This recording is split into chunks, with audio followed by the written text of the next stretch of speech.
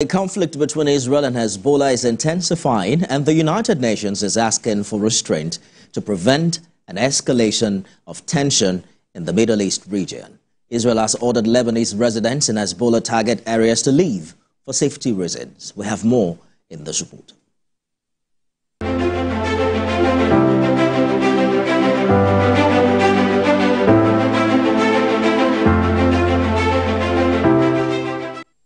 After asking civilians to leave areas of operation of the Iran-backed militant group Hezbollah, Israel's military has struck the group's targets in Lebanon. A huge noise. Israeli military spokesperson Rear Admiral Daniel Hagari told reporters that the IDF asked residents of Lebanese villages to pay attention to its warning for evacuation and follow them. As the fear of a wider regional war grows, Hezbollah's second-in-command says a battle without limits is underway, and the group has launched some of its deepest strikes inside Israel in decades.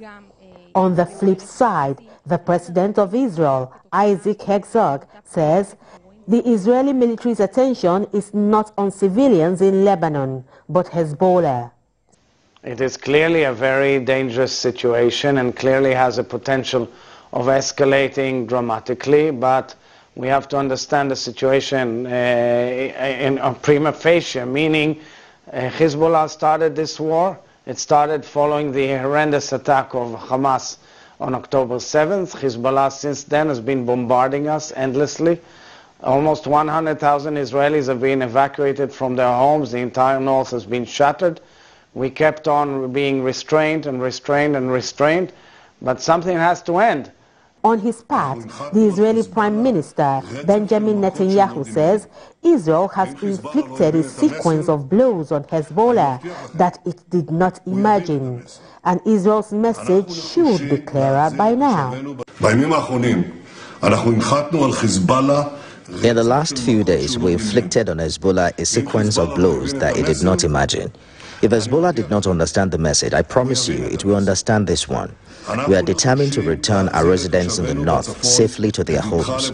No country can tolerate shooting at its residents, shooting at its cities, and we, the State of Israel, will not tolerate it either. We will do everything necessary to restore security.